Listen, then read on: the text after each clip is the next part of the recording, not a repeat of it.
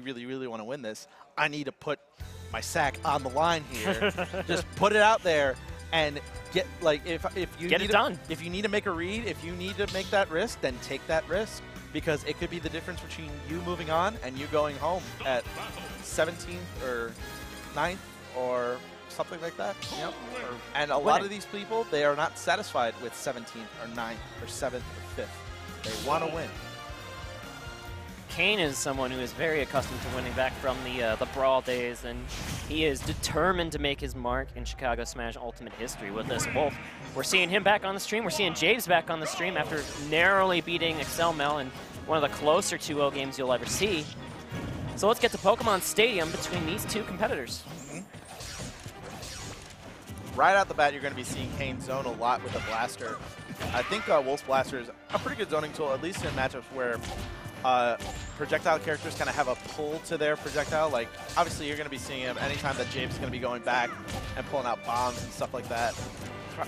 Boomerang pulls, stuff. If he's in range, I think you're going to be seeing a lot of short hop laser. You don't even need a short hop, but you see how much space that laser controls just from where Kain has been standing right under one of these platforms at the ledge. But James got a nice 3 back air combo and getting these extensions set up from these Pokemon Stadium platforms.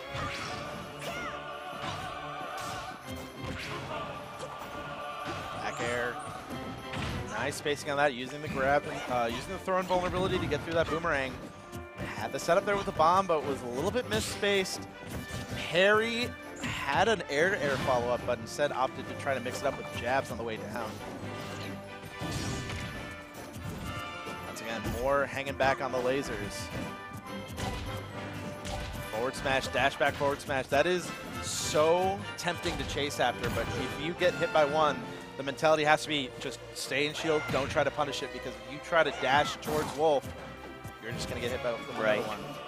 It's less tempting for a character like Toon because Toon naturally doesn't really want to be dashing towards Wolf in the first place. Yeah. You want to be combating Wolf at a space where he'll be safe from the forward smash regardless. So it's really a neutral exchange, but catching the bomb and getting the backer for the KO here is Kain.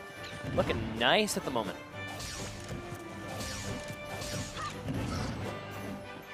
Right again for bomb fair. Not going to come through.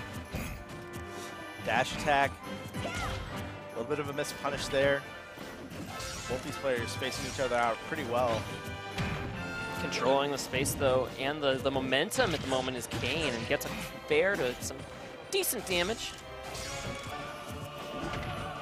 Nice cross up nair. James responding with a forward tilt. And these missed grabs, they're causing a lot of undue damage on James right now. I love the low profile on that up smash from Wolf. You see how he just crouches way low, gets those vortex hitboxes on the left and right sides that knock you up in the second hit. Just adds up to so much damage. But okay, Wolf died. I thought he DI'd it to live. No. At a high number, I think like at 150 plus, there's really nothing you can do. Link's back there is just too good. Which is why he died for the star KO.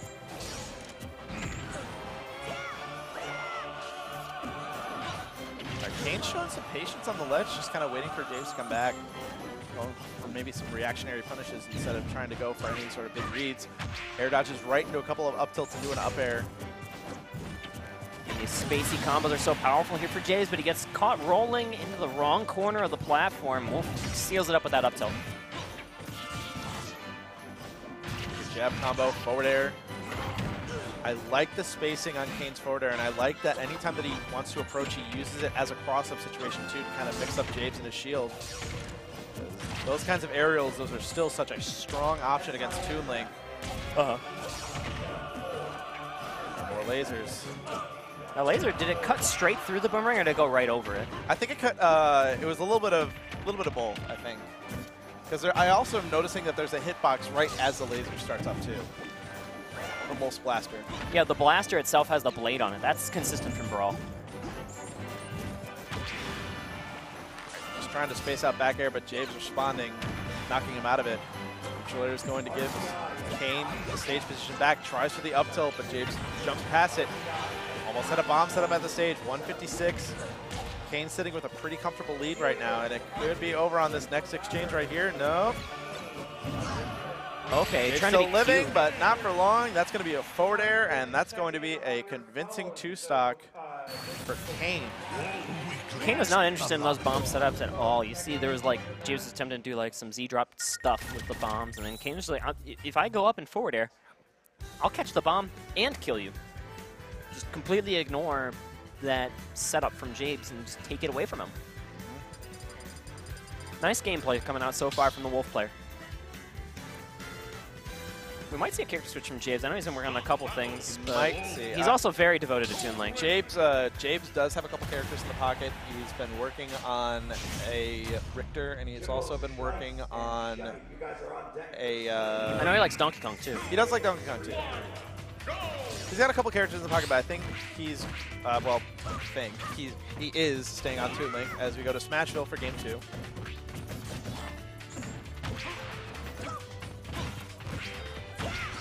Getting good combos in on this Wolf at the start of this one. 66 unanswered percent, 80 unanswered. He's now starting to cook, starting to get those reads that he needs in the air, because like that's the one thing that Toon Link still excels at. If you get a read in the air, you can string a bunch of aerials together and get hella damage. Like, particularly against space animal characters. oh, absolutely. Your Fox and Falco combos were insane in Smash 4. Now in Smash Ultimate, you got another one. That looks incredibly relevant, too, in the meta, at the very least. Oh, Kain. Oh, my, he made it back.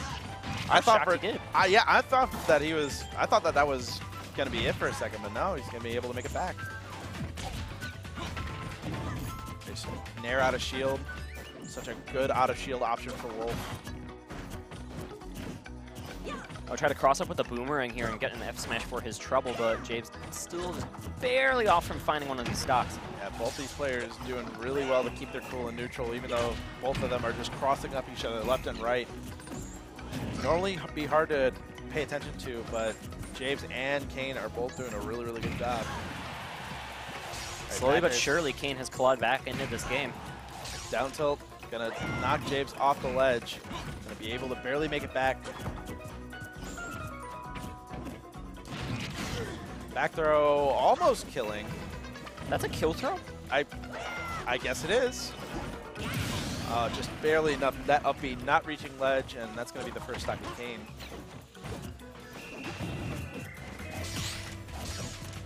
Nice parries.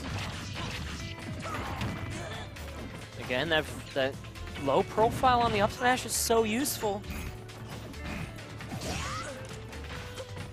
Using the blaster to kind of dislodge that kind of offense. Kain's starting to move around a little bit more and kind of acknowledge his options by the ledge. He's starting to kind of get together the formula of how to get a ledge game together against his character. I like the utilization, you know, lots of down tilt, lots of kind of reacting to his getup, using out of shield nair. Lots of really cool stuff. Expecting a jump there, but instead opting for James just to get back on stage. But James throwing the bomb up, reading Kain up in the air. Yeah, you blink, and that's already 84% on this Wolf. You see these juggles are so effective. Yeah, that's the thing, man. You don't want Toon Link to read you in the air, because if he does, he manages to just get on so much damage off of aerials. And just like that, it's now James sitting in the driver's seat. Up tilt the F smash. Yeah, that was an interesting one. I didn't think that'd work. But the new range on that F smash, it comes out at like the weird uppercut angle. Combos really nicely. That's a classic. Yep, F tilt and up smash, or up tilt and up smash. That's. And covering again. Look at him go. Can't double jump anywhere. Yep, it's that lingering hit of the up air that's putting in so much work for James. Because all you really need to do is just, if they want to air dodge or anything at all, just stick out that hitbox. It's going to be there for a while. Some of these bomb tricks are getting really spooky here versus Kain. Oh, this back throw? No, doesn't even go for it. Wanting a little bit more percent before the back throw is online, but he doesn't even need the back throw. He's going to get bomb into forward air, and that is going to be game 2 to James. Cleaned him up with the 2 stock, and He was able to sneak by Kain at the ledge. Kain at the ledge was very effective in game 1. In game 2, that second stock just never died because he dodged all that stuff, like the up tilts, like the down smashes at the ledge. And he just hung on there, and once you do, the Rage Monster at Toon Link will kill you. So it's like Final Destination.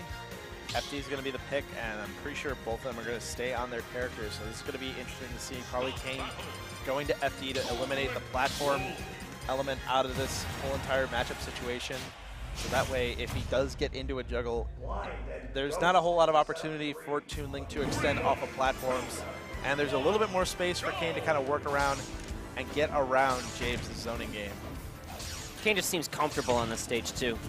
So not surprised to see it as like just maybe even a comfort pick. And he's finding good angles in over the horizontal control of Jabes.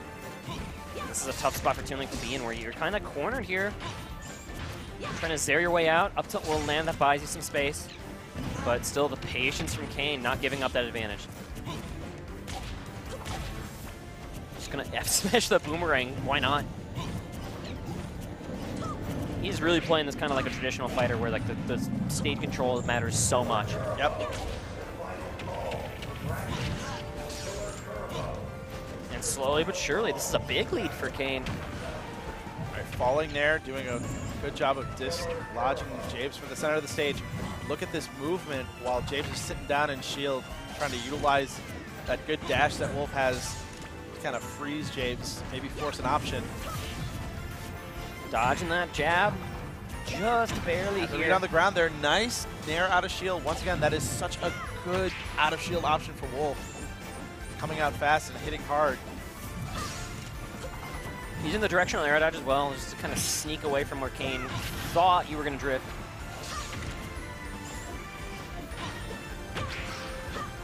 Bold neutral air, just sneaking out barely in time, but okay, that back air going to cover all the way across Final Destination and take the stop. That is very, very strong back air.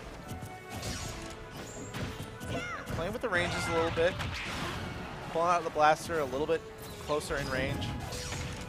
And that's actually the first time that I've seen Kain use the reflector to actually reflect stuff. He snuck one out in another game. I don't know if it was the set, but it has a little bit of cooldown on it, I believe, so it's not as useful as one would think, even though it does start out quick. James starting to get into the parries. Oh! And bomb lingers long enough for up air to connect, and just like that, we're now tied up 2-2. And catching the bomb with the dash attack, but it's just going to blow up in your hand, I guess. Kain is just like, I don't even know what honestly, I'm going to do with this. that's actually a really good situation because you don't have to worry about it. Like, you're at a percent where you really don't have to worry about it blowing up. It's best to just hold it, run away, and just eliminate the option altogether before you begin your next neutral exchange instead of just trying for something fancy and it not working. It's no-nonsense gameplay, and it's definitely working out for Kain. But here comes James with some of the back air strings yet again. Falling into the strings. Nice parry once again on the blasters. He's starting to get that window down. No punish on this dash attack here. Thought the up tilt would reach back in time, but no siree. Now it's Jade's turn to slow down the gameplay, but you got caught dashing. That back air coming out from Kain, and now he is in the driver's seat.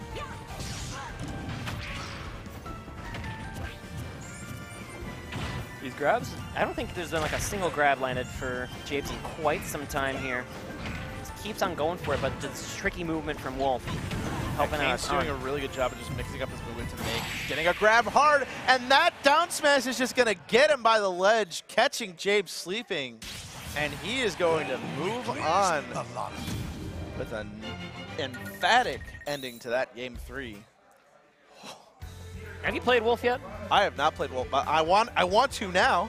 I want to play Wolf now. The thing about playing Wolf is his back air is way harder to land than you think. It has like, it's like Sonic back air startup, right? It takes some time, and Kain just lands them so easily. It makes it just look like, I know exactly where you're gonna be. You have to be thinking like quite a few frames ahead of your opponent to land that move, and he lands it with such consistency that's impressive. That is amazing.